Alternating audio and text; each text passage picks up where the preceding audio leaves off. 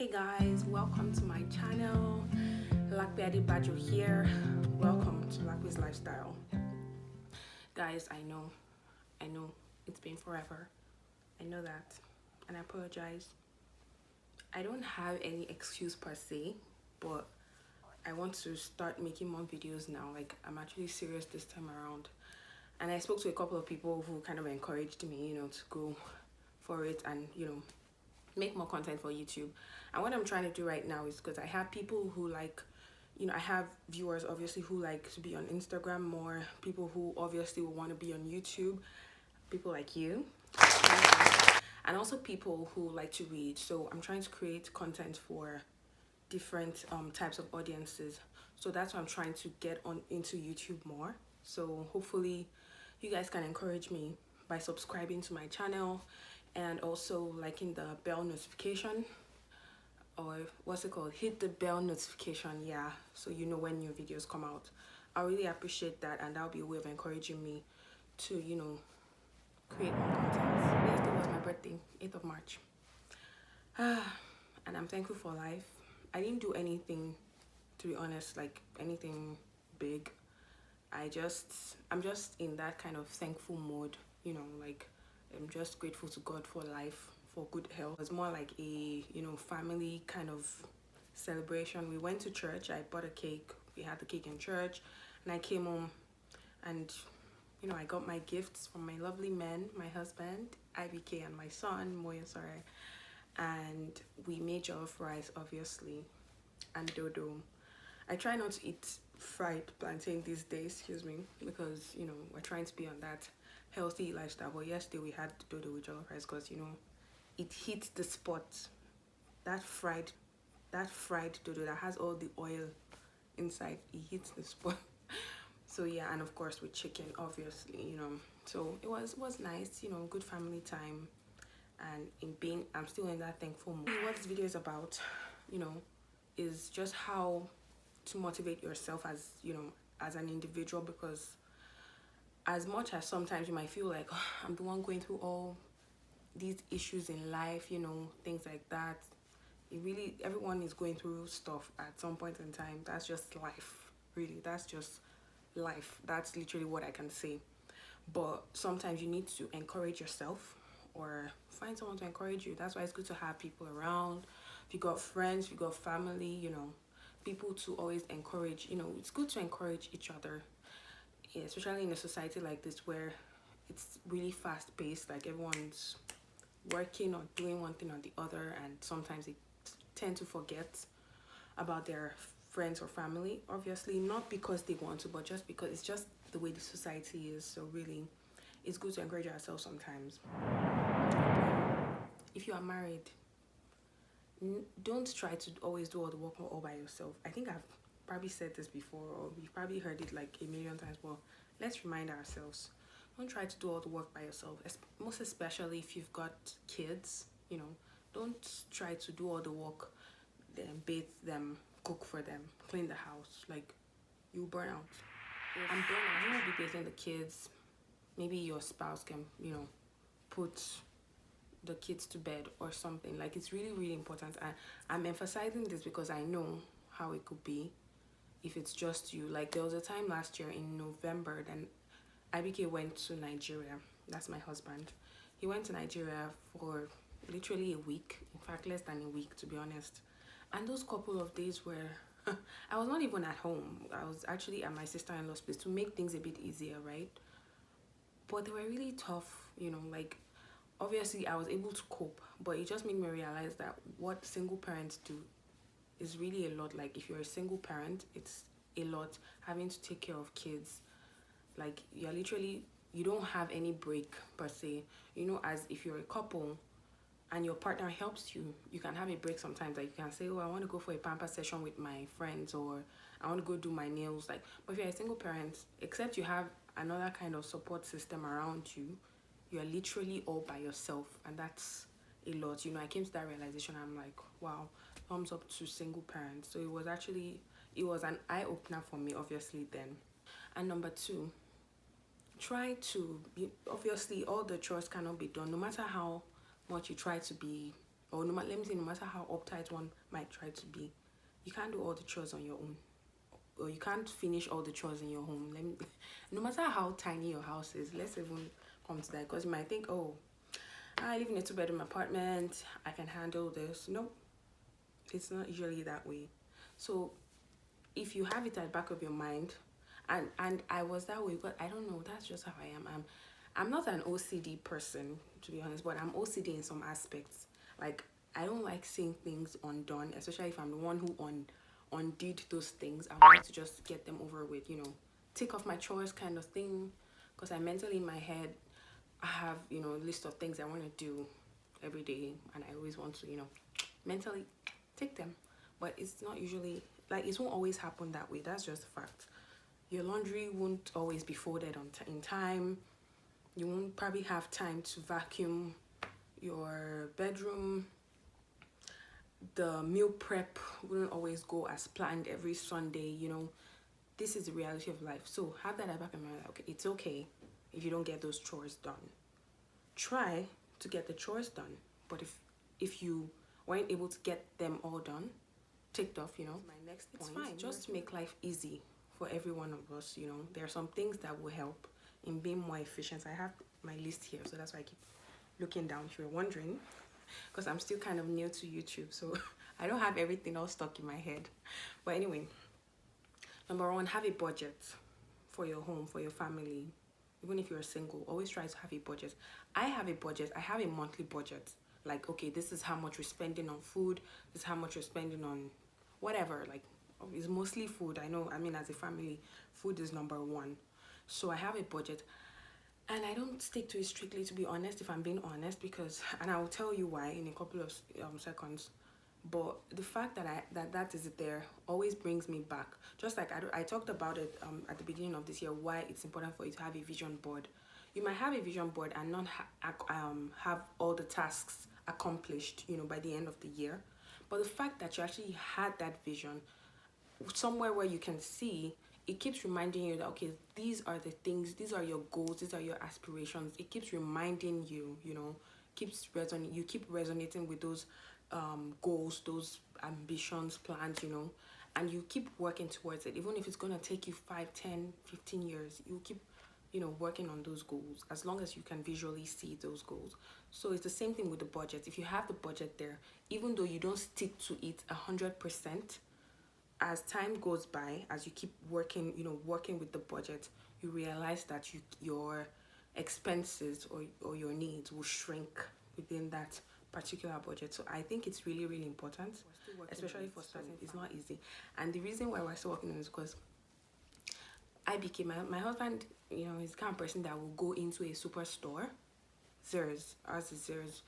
He will go into a superstore and pick one item, like, I'm not even kidding, one item, and leave. Like, okay, I'm going to get eggs. Shakwe asked me to buy eggs. Go there, pay for the eggs, and go back home. That's my husband. Me, on the other hand, if I go to Zers, I already have my list of things I want to buy, right? My list of grocery items. I pick those things, and then I see something, and I'm like, I think I need this thing. I need it, and then I pick it. Oh, I need new sets of spoons. And if you guys have been to Superstore, it's like there's the grocery side, and then there's a home, lifestyle side, there's a pharmacy, like, there are different departments, right?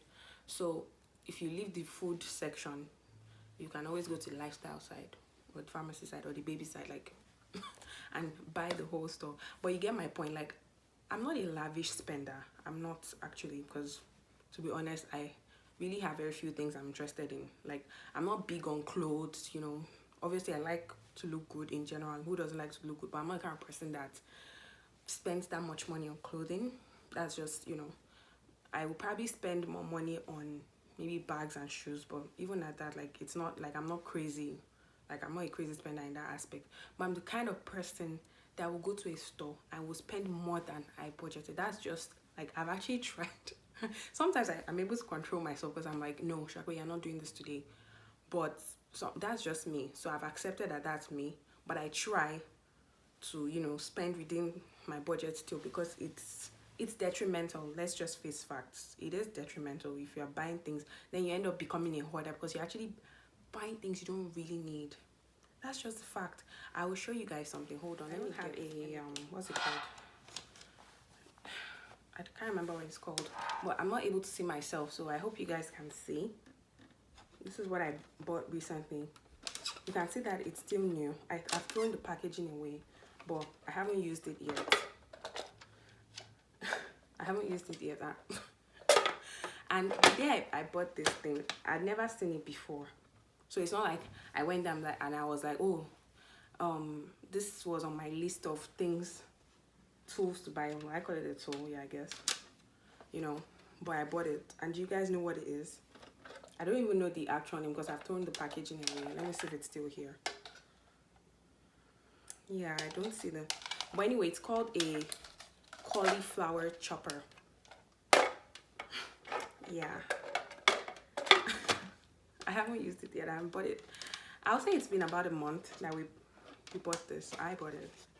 It's been about a month, and will I say I regret buying it? No, because I will still use it, but I didn't need it.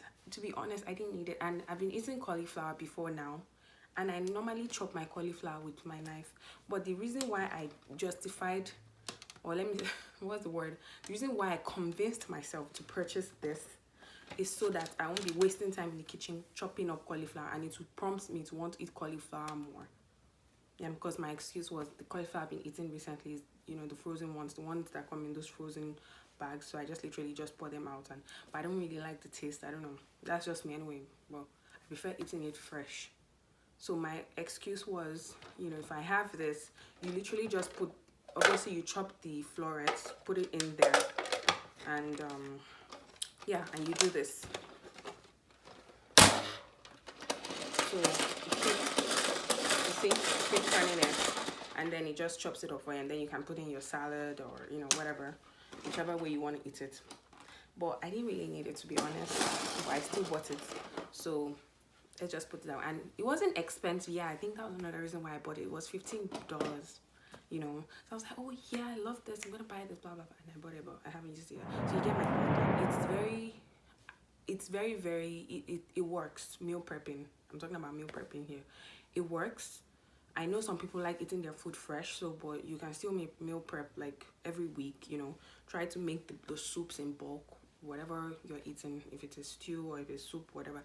Try to make it in bulk. It helps a lot because, for example, I get home around past 6 every day, about 6:15-ish, 6:20, depending on how bad the traffic is, because I have to commute every day. So I don't want to get home and start cooking any fresh food time. So I want to come home, literally go into the freezer, bring out whatever I want to bring out, warm it up, and dish the food.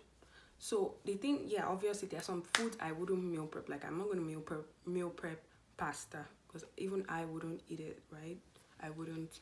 So but if I have my sauce that I want to take the pasta with, and it makes very fast, because the pasta, you just put it on the cooker for 10-11 minutes and it's ready, and you're eating it with your sauce. So you get my point. So meal prepping is very, very important. If you can try that on Saturdays and Sundays, it helps a lot.